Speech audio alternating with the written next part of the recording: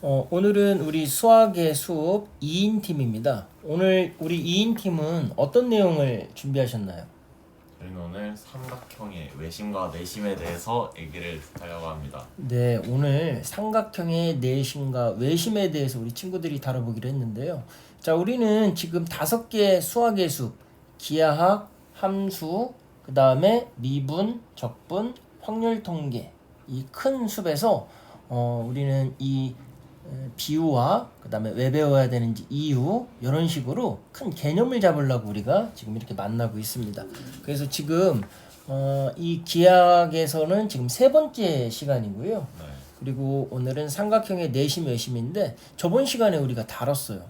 왜 이렇게 삼각형이 중요하냐 그랬을 때 우리 친구들이 이 삼각형이 사각형, 육각형 이렇게 변형이 돼서 활용이 되기 때문에 삼각형이 제일 중요하다라고 안내를 해줬습니다.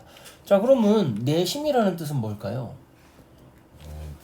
내심이라는 건 이제 내심이 무엇이냐면 제가 그림으로 설명을 좀 드리겠습니다. 삼각형이 있을 때 오, 뭔가 좀 준비했네요. 가구야.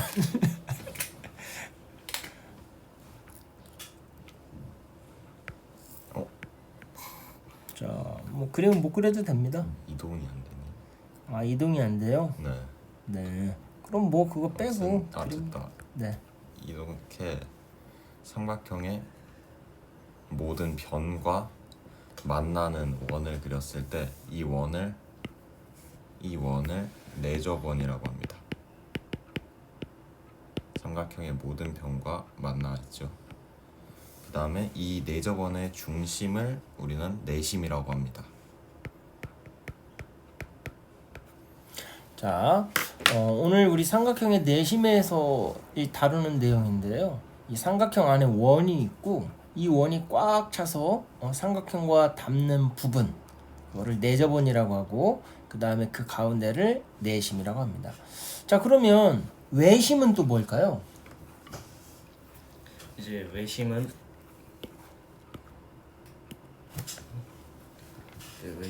방금 그렸던 삼각형은 똑같은데 여기 이제 이 삼각형의 이 꼭지점을 모두 지나는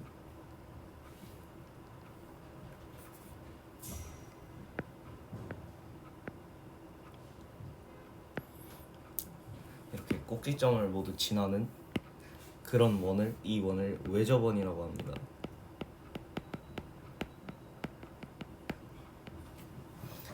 여기서 이제 이 원의 중심 여기를 이제 저희는 외심이라고 부릅니다.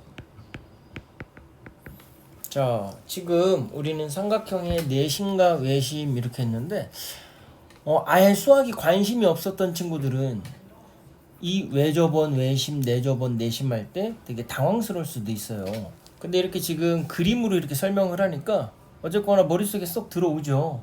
이 용어들이 좀 어려운데 내는 안내자니까 삼각형 안에 있는 원이다 이렇게 하면 절대 안 헷갈릴 수 있겠죠.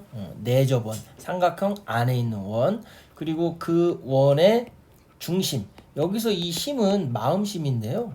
이거는 중심에서 가운데라는 뜻도 있습니다. 그래서 내는 안내자. 그래서 안에 있는 중심. 그거를 내심이라고 하고 삼각형 안에 있는 원을 내접원이라고 한다. 자, 이해할 수 있겠죠? 그럼 반대로 외접원은 이 외자가 바깥에 자잖아요. 삼각형 바깥에 접해 있는 원을 외접원. 그리고 그 원의 중심. 그거를 바깥에 마음심에서 외심이라고 한다. 자, 우리 한자를 잘 모르면 늘 이런 용어 때문에 2배로 더 힘들 수가 있습니다. 그 이유는 억지로 외워야 하기 때문에 그래요. 근데 방금 설명드렸듯이 외는 바깥 외, 심은 가운데 심. 그래서 삼각형 바깥에 접해 있는 원의 중심, 외심이라고 하고 그 다음에 삼각형 바깥에 접해 있는 원을 외접원이라고 한다. 절대 안 까먹겠죠. 자, 그럼 우리 조금만 더 깊이 들어가서 대체 이런 내심, 외심이라는 거, 외접원, 내접원에 대해서 우리가 다루는 이유가 뭘까요? 왜 배우나요? 이런 거 귀찮게. 이제 이런 걸 배우는 이유는 이제 각이나 도형을 그리는 작도를 할 때 필요하고요. 이제 문화재 그 둥근 모양의 문화재를 복원할 때 이제 외심과 내심을 사용해서 원래 상태로 복원을 하기도 합니다. 또한 그 여러 가지 장소가 다른 지점에 있을 때 거기서 각각 최대한 비슷한 거리로 이어지는 그러한 장소를 또 찾을 수도 있습니다. 네. 자, 그러면 우리가 이 수학이라는 학문은 실은 본질을 다루는 학문이라고 우리가 얘기를 했고요. 이 수많은 현상 속에서 카오스죠. 어떤 질서를 발견한 일, 코스모스죠. 그게 바로 어떻게 보면 수학의 기본이라고 할 수가 있습니다. 그리고 우리 저번에 다뤘던 피타고라스의 정리할 때 밑변, 높이 이렇게 돼 있을 때 밑변의 제곱과 높이의 제곱은 빗변의 제곱과 같다. 그래서 이것들을 응용해 갖고 이렇게 보이지 않는 것까지 우리가 계산을 해봤어요. 이렇게 사각형을 추론을 해서. 그리고 이제는 외심, 내심을 다루면서 우리가 세상을 이 보이지 않는 이 본질로 현상을 바라보는 힘이 생기는 겁니다. 자, 이런 아이디어를 한번 영감을 받았으면 좋겠어요. 자, 그러면 오늘 내심부터 설명합니까? 외심부터 설명합니까? 내심부터 설명해드리도록 자, 하겠습니다. 아까 그 그림으로 할까요? 아니면 새로 그리나요? 새로 네. 있어요. 방금 말씀드렸던 그 본질을 통해서 저희가 좀 설명을 해드리려고 하는데 이게 왜 타원이 나왔습니다. 네, 괜찮습니다. 우리 그 정도야. 뭐. 그렇게 칠게요. 네. 이렇게 해서 설명을 장난하니. 하겠습니다. 원래 이게 삐져나가면 안 되는데 여기가 내심이고 이게 내조건입니다. 자, 여기서 저희가 성질을 하나 발견할 수 있는데 원에서는 반지름이 모두 같습니다. 길이가. 그렇죠. 그렇다면 여기서 반지름까지의 길이가 모두 같으므로 내심에서 이 변까지의 길이가 모두 같다고 볼 수 있습니다. 그렇죠. 왜냐하면 이 길이는 결국 원의 반지름이기 때문에. 그리고 또 하나의 성질이 있는데 좀 이게 삼각형에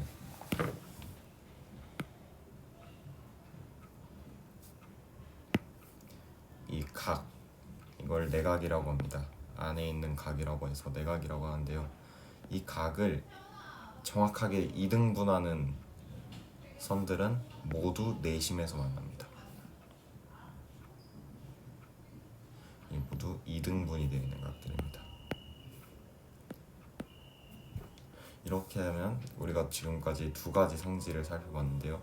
바로 내심에서 변까지 이르는 길이가 같고 내심에서 각까지 그은 선분은 이제 내각을 이등분한다는 성질입니다. 자, 지금 우리 내저번의 내심 이런 것들이 어떻게 적용되는지 지금 살펴를 봤습니다. 내심에서 원에 이르는 반지름들은 다 똑같다는 거. 그 다음에 내저번을 품고 있는 삼각형은 반으로 떡 날랐을 때 이 각들이 전부 다 같다. 내심에서 만나는 이 각은 전부 다 같다. 이런 성질 하나 배웠고요. 자, 그럼 외저번으로 한번 넘어가 볼까요? 제 외저번은 아까 말씀드렸듯이 이렇게 삼각형이 있을 때 이 꼭지점을 모두 지나는 그런 원인데 그렇죠. 우리 그림 실력은 지금 안 되죠. 그냥 할게요. 오케이. 됐다. 이렇게 만나는 원인데 이제 이 외심은 아까 말씀드렸듯이 이 원의 중심이라고 말씀을 드렸죠. 여기라고. 그러면 이 외심을 어떻게 구하느냐 하면은 이 삼각형의 한 변을 수직 2등분하는 선을 하나 그려줍니다. 그럼 여기랑 길이가 같아지고 여기는 직각이 되겠죠. 네. 그리고 이 변에서도 수직 2등분하는 선을 그어줍니다. 여기랑 같게 되고 여기도 직각이 되겠죠. 네. 여기도 마찬가지 이 밑변도 마찬가지로 수직 이등분하는 선을 그어주면 이거 괜찮습니다. 이해를 했으니까요. 네. 이렇게 그려지겠죠. 네. 그러면 이제 외심이 여기가 아닌 여기라고 알 수가 있습니다. 네. 이제 이 외심은 각 변을 수직 이등분 선하는 이 세 개의 선분들이 만나는 교점입니다. 자, 지금 우리 외심에 대해서 살펴봤는데, 자, 외심이라는 것은 삼각형을 밖에서 품고 있는, 접하고 있는 원, 즉 외접원이라고 했고요. 그 외접원의 중심을 외심이라고 했습니다. 그럼 이 외심을 어떻게 구하느냐? 그 원이 품고 있는 삼각형을 가운데를 톡 잘라갖고 직각삼각형으로 각각 밑변, 높이는 아니죠. 각각의 빗변으로 이렇게 나눴을 때 만나는 점을 우리는 외심이라고 한다. 자, 이 중심을 찾았을 때 지금 우리 반지름의 길이는 똑같다고 했잖아요. 그럼 이런 식으로 다양하게 응용을 할 수가 있는 겁니다. 자, 그러면 우리 이 내심과 외심에 대해서 이제 배웠는데요. 그러면 이제 우리 기하학 부분, 기하학은 어떤 도형이라고 했고, 도형의 길이와 넓이, 부피를 구하는 학문이라고 간략하게 우리가 정리를 했어요. 그러면 이 내심, 외심을 다루고 그 이후에는 어떤 것들이 그런 핵심 개념이 될 수 있을까요? 아마 지금 외심과 내심이 모두 다각형에서 어떤 중심이라고 볼 수 있는데 이런 중심을 다루는 분야가 굉장히 넓습니다. 무게중심이나 수심 같은 게 있는데요. 그런 부분에도 접목을 시킬 수 있고 또한 이 여기서 삼각형의 넓이를 구하는 데도 사용이 될 수 있습니다. 네. 그럼 아까 다각형이라고 했는데 조금 이것들을 확장해서 그림으로 좀 보여줄 수 있을까요? 이런 삼각형 말고도 네. 사각형을 그렸을 때 잠시만요. 네, 우리 기구를 잘 못 다뤄요. 사각형을 그림도 잘 못 그리고. 네. 야! 원호를 그렸군요. 장난 아니 자꾸. 사각형을 네. 이렇게 그렸을 때 됐다. 이거를 이렇게도 그리면 겹쳐하는 건 딱 만들어집니다. 네. 여기서도 깔끔하게 나왔네요. 외심이 있을 수 있겠고 또 내심이라고 내접원이라고 할게요. 내심. 내접원이라고 하면 내심이 또 있을 수 있겠죠. 네. 그럼 이렇게 여러 다각형에서도 이렇게 그리면 네, 기계가 인식을 못하는 거. 자, 외심과 내접원. 내심이 모두 있을 수 있습니다. 네. 그러면 내심과 외심이 만나는 같이 똑같이 공유되는 것도 있나요? 내심과 외심이 같은 부분. 외심과 내심이 같은 부분은 이제 정다각형에서 일어날 수 있는데요. 이 삼각형으로 예를 들어보자면 이게 정삼각형이라고 생각을 해봅시다. 네. 그러면 이제 여기 내접원이 있겠죠. 그렇죠. 안에 접하고 있는 내접원. 그럼 여기 이제 내심이 있을 거고요. 네. 이 내심을 구하는 방법은 이제 이 각의 이등분선이라고 아까 말씀을 드렸죠. 자, 각의 이등분선. 그리고 나서 이제 이 삼각형의 외접원도 있겠죠. 자, 삼각형 바깥으로 품고 있는 자, 외접원. 외접원이라고 합시다. 네. 그러면 이제 이 외접원을 구하는 건 아까 말씀드렸듯이 이 삼각형의 이 변을 수직 이등분선하는 자, 가운데 탁 잘라서 수직 이등분선. 이렇게 되면은 이제 정삼각형에서는 외심과 내심이 이렇게 겹쳐지는 모습을 볼 수 있습니다. 자, 지금 정삼각형일 경우에는 내심과 외심이 같다. 그래서 내심을 구할 때는 아까 우리 각을 쪼개갖고 거기 만나는 점이었고, 외심에서는 삼각형의 이 변들을 가운데 턱 잘라서 직각삼각형으로 올렸을 때 만나는 점, 이렇게 했습니다. 그러면 정삼각형 외에 또 내심과 외심이 같은 경우가 있나요? 정삼각형 말고도 다른 모든 정다각형들에서는 외심과 내심이 같다고 볼 수 있습니다. 네, 정삼각형뿐만 아니라 네. 다각형들은 자꾸 이렇게 정사각형이라고 해봅시다. 그러면 여기 외접원과 내접원의 중심이 같아집니다. 네. 그러면 예를 들어서 정사각형이 아닐 때, 그럴 때는 네. 원이 접해지지 않을 수도 있겠네요. 예를 들면 네. 반원처럼 그려질 수도 있잖아요. 직사각형이나 이렇게 한 변이 너무 길거나 그런 경우에는 원이 그려지지 않을 수가 있습니다.